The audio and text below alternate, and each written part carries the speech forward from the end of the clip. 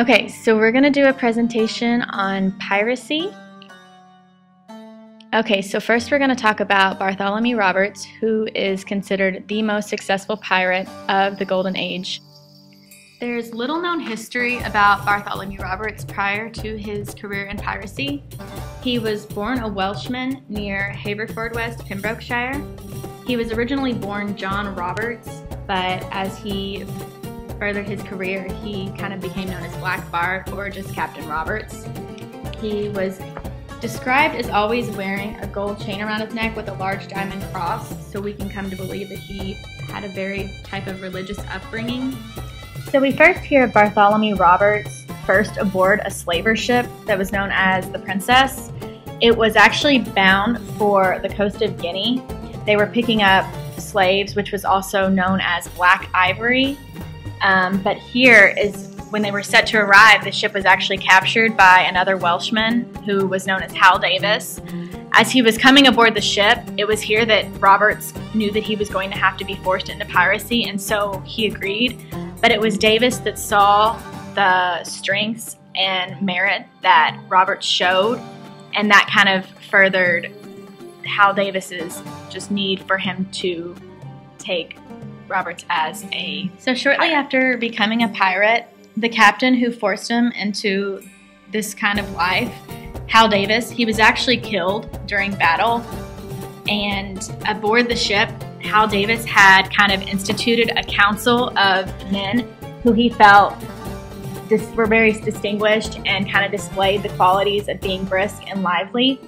Well, they all came together and tried to vote in somebody new who they felt was courageous, who was brave, and who knew that they could trust to lead them and further conquest. And so it was shortly after that Roberts was actually thrust into this position.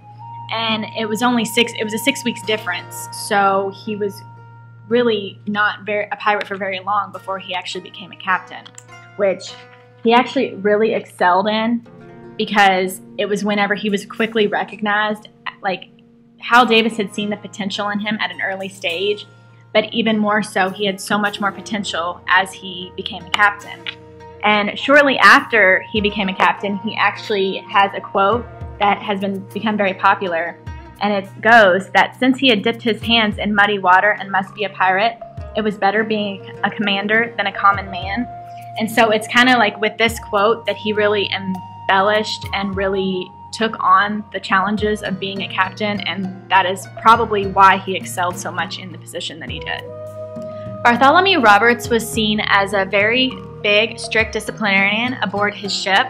He was always very strict with his crew, and that might have been the reason they were so trusting of him and they believed in him as a captain, because not only was he able to lead them into countless victories time and time again, he always had the faith and the standing of his crew right behind him and his support. And I think that right there kind of showed how impressive of a captain as he was, because he was able to set these rules and guidelines for his crew. They were able to abide by them, and he was also able to lead them into a victory. So it was kind of like a win-win situation for both of them, because they always got something out of it for their behavior. But aboard the ship, they typically had just basic rules. All of his lights on board had to be out by 8 p.m. The big rule that I kind of found interesting were that no women were allowed on his ships, and any woman who was brought on board by a man, whether she was disguised as a man or not, would actually be sentenced to death because of it. And it's kind of interesting to see or to find out why he was such a strong vote against not having women aboard, because there was a time when women were actually allowed to be on board and actually fought alongside the pirate men. And actually later on we're going to go over another man who actually served alongside 2 women pirates. But as we continue, he also did not allow gambling, which kind of was along the lines of the cards and the dice. That was completely prohibited on board. He also was against fighting on board between his crew members. He believed that all arguments needed to be settled on shore while they dueled in just typical pirate fashion. Typical pirate fashion was really just the typical back-to-back fight where they had just a cutlass and a pistol, and they would turn around and they would have it out, and whoever survived or whoever won the fight was allowed back on board the ship. Okay, so shortly after Hal Davis's death and Bartholomew was kind of thrust into the position as captain, he really took lead, and he really showed that he was a really remarkable captain because he was a naturally born leader. He was really efficient in leading his crew to victory. But I guess because of his ties with Hal Davis, he really kind of felt that he needed to avenge his death. So he actually sought revenge on the Portuguese, who were the cause of his previous captain's death. And so shortly after, he actually seized and razed a neighboring fort and attacked 2 Portuguese ships, setting them on fire and attacking neighboring towns. So he really didn't pause. He didn't take a break before he really was put into this position. He felt that he needed to avenge the death quickly to really prove that he wasn't going to be some typical walkover type captain. He was going to be efficient, and he was going to lead his crew to victory, and that might have kind of brought fear upon others because it wasn't a position that he wasn't going to excel in, because he did. Now, after avenging his previous captain's death, he did not stop there. That first victory just didn't seem to be enough for him. He found his way through various places. He sailed from the South Atlantic to the West Indies to Newfoundland. He destroyed numerous Portuguese ships. I know at one point he actually sailed right into 42, and he took all of them out. He destroyed English and French fleets, as well as their settlements, and he actually destroyed commerce in various locations like Jamaica. Okay, so Black Bart was only a captain and a pirate for a short-lived period of time. He only lasted 3 years, and that is from the time in which he actually sailed aboard the Princess. He accomplished more than any other pirate known to man, though. Like I said before, he is considered the most successful pirate of the Golden Age. He had already taken more than 400 ships within that 3-year time period, holding the record in which no pirate in history has yet to defeat or to defeat until this day. Although he had a very few short years as captain, he was killed early into battle by the Royal Navy of Britain in 1722. Him and his crew were actually ambushed aboard by the Navy, and he was actually eating breakfast at that time. And it was right at the very beginning of the engagement that he was killed by a pistol right away. And it actually shot him right in the throat. And right after he was killed and the crew was captured, he asked that his body be thrown overboard. And before he had ever had the privilege of dying, I guess. And whenever he told his crew that in the case that he did die, he wanted them to thrust him overboard so he could succumb to the sea. But he did receive a better leave than his crew. The rest of his crew was actually hanged for being part of Bartholomew Roberts' crew. So like I said before, prior to Bart Roberts' death, he actually instituted a code of piracy for all pirates to honor. These articles actually fell along the lines of typically how Roberts ran his ship in the strict disciplinarian fashion that he had. You can actually see these codes actually in movies now, so kind of like the Pirates of the Caribbean, how she instituted the Code of Parley. That is actually a similar code to what he has, and that instituted from the beginnings of his articles. So I'm going to list all of the articles, starting with number 1. It says that every man shall have an equal vote in affairs of moment. He shall have an equal title to the fresh provisions or strong liquors at any time seized, and shall use them at pleasure, unless a scarcity may make it necessary for the common good that a retrenchment may be voted. According to Article 2, every man shall be called fairly in turn by the list on board of prizes, because over and above their proper share they are allowed a shift of clothes. But if they defraud the company to the value of even $1 in plate, jewels, or money, they shall be marooned. If any man rob another, he shall have his nose and ears slit, and he put ashore where he shall be sure to encounter hardships. Article 3, none shall game for money either with dice or cards, which kind of fell along the lines of why he prohibited gambling on board. So Article 4, the lights and candles should be out at 8 at night, and if any of the crew desire to drink after that that hour, they shall sit upon the open deck without lights. Article 5. Each man shall keep his piece, cutlass, and pistols at all times clean and ready for action, which makes sense because he was typically always in battle, and that explains why he had so many victories, because he was always prepared, which leaves little to the imagination as to why he was able to be ambushed by the Royal Navy without proper preparation. So Article 6, no boy or woman were to be allowed amongst them. If any man shall be found seducing any of the latter sex and carrying her to sea in disguise, he shall suffer death. Article 7, he that shall desert the ship or his quarters in time of battle shall be punished by death or marooning.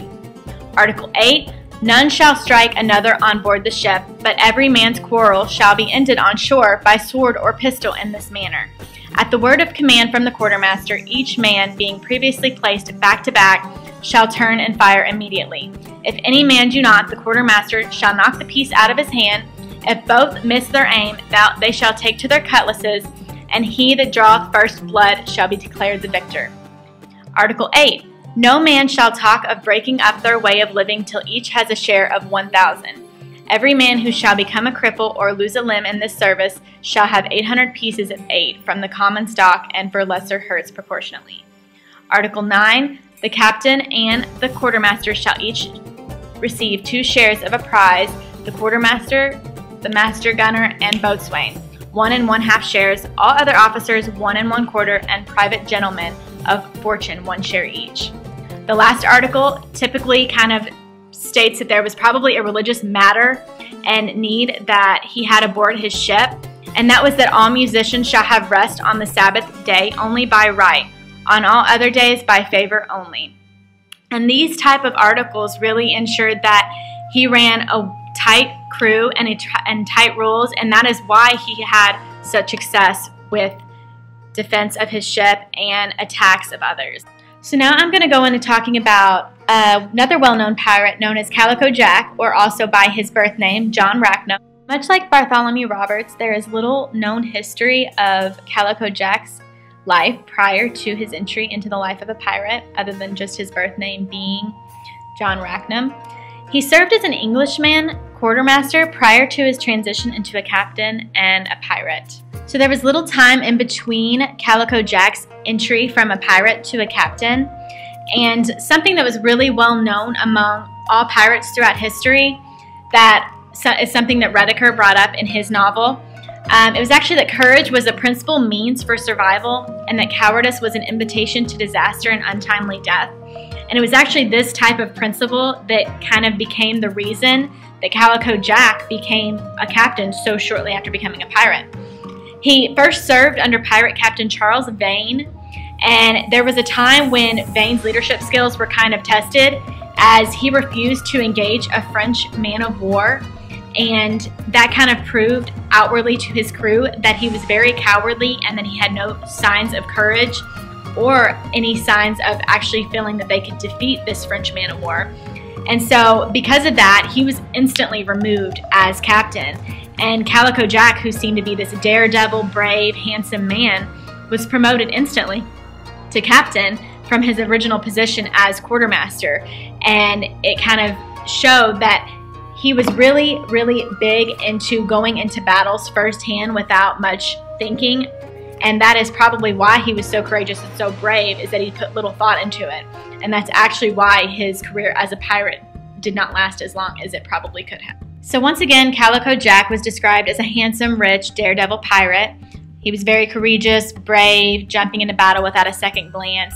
He didn't really think much before he did anything. And that might have been the reason why he was promoted, is that he just kind of put everything into it. He had a very passion for being a pirate, and that kind of led him astray. It might also be the reason why he had very little success in the pirate world. All of his victories were very minor. He had very little success other than just like killing and unarming just those who had very little. So just like the typical fishermen or small defenses that really weren't able to defend themselves properly against him and his crew. So really, he just had success over those that were unarmed and unable to defend themselves. Whenever we talk about Calico Jack, we are actually brought into learning a little bit about two female pirates who actually sailed on board with him. There was one known as Bonny, and the other was Mary Read. And it was actually Bonny who had a very, very close personal relationship with Calico Jack. She was a married woman, but once she met John Rackham, she was instantly swept away, and she was completely in love with him. And they actually ended up marrying at sea. And she ended up joining him aboard his ship. She had a very, very strong liking for piracy, and really she kind of turned out to just be like any other pirate aboard the ship. She was very skilled with a number of weapons, one of them being the cutlass, which was a very, very strong pirate weapon at the time. She and Mary actually disguised themselves as men in several occasions while on board, but it was actually during this time, really whenever they had battles with others, that they disguised themselves as men so that they could prove that they were not actually women aboard the ship, regardless of Calico Jack's approval of women actually being on board his ship. So Calico Jack and Bonny were married, and while they were on board together, they really had a short-lived period of time as well. They were shortly ambushed in October of 1720, which was only several months after they were married on board. The crew and Jack were captured, convicted, and executed. Calico Jack was actually hanged in Jamaica, where his body was left to warn impending visitors the consequences of breaking the law and squandering in piracy. And it was actually Bonny who actually got her execution pushed back a little bit so that she could see him for the last time before he was executed. And she was actually very, very not romantic on their last exchange, stating that she was sorry to see him there, but if he had fought like a man, he need not have been hanged like a dog. And that's kind of true, because it was said that during that last ambush, him and the crew proved to be very cowardly, really just succumbing to the capture rather than really fighting back. And it was actually only Mary Read and Bonny up top on board fighting the crew that had ambushed them. So throughout the age of piracy, every captain and pirate kind of appeared to be very different. Every captain ran his ship differently than the other. As can be seen, Roberts ran a really strict ship, and his career blossomed out of that with countless victories. Calico Jack seemed to be very unsuccessful in actual victory, but more so having the courage to go forth and fight for what he wanted. He had a bigger passion probably towards his career than Bartholomew Roberts, but Bartholomew Roberts was overall more successful.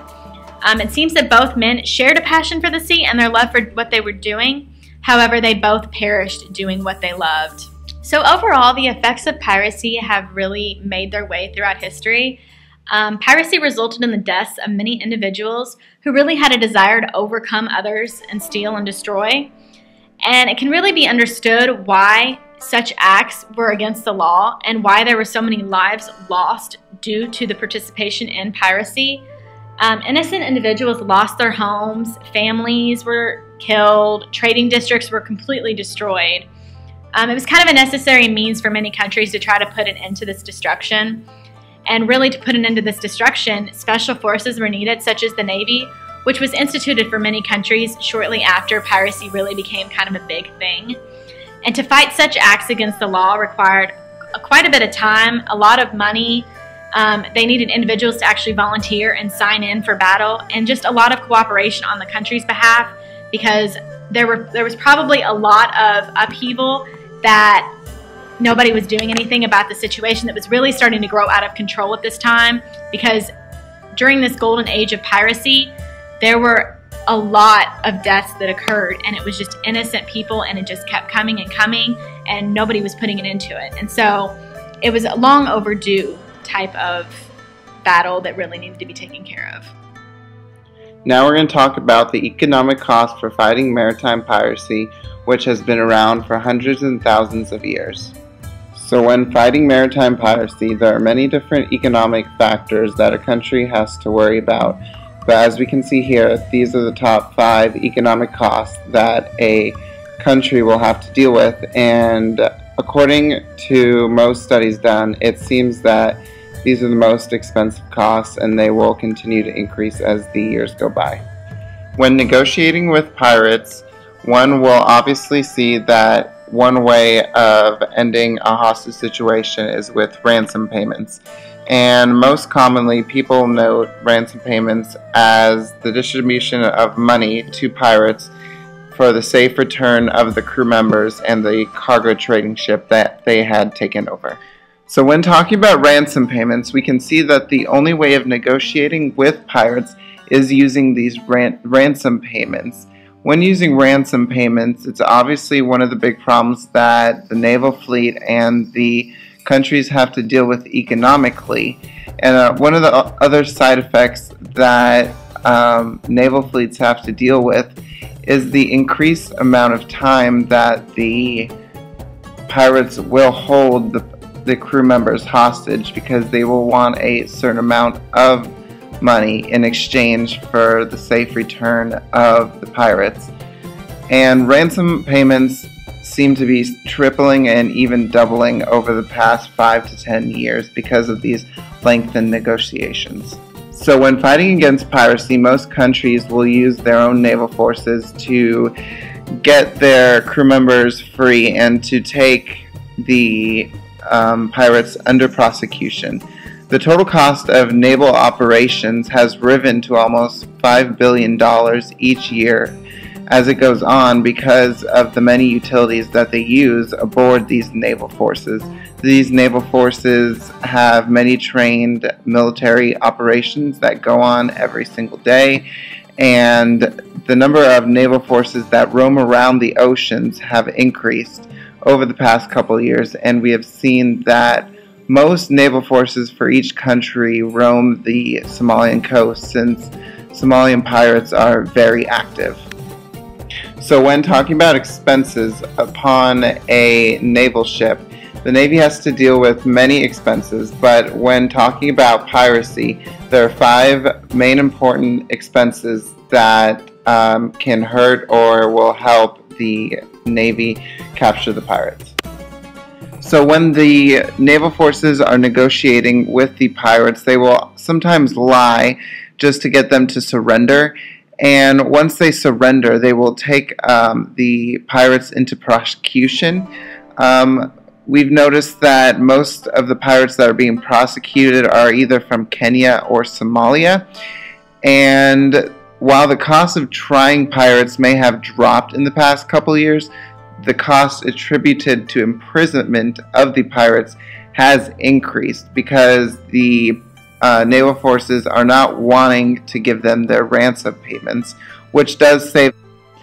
So when fighting piracy, we also have to be aware of the regional trade. Many of the regional trade industries have been affected by this, which has increased transportation and increasing expenses for finding other ways on trying to transport these goods. The international trade routes are threatened because of the Somalian pirates, which makes the trading industry not want to trade in those areas.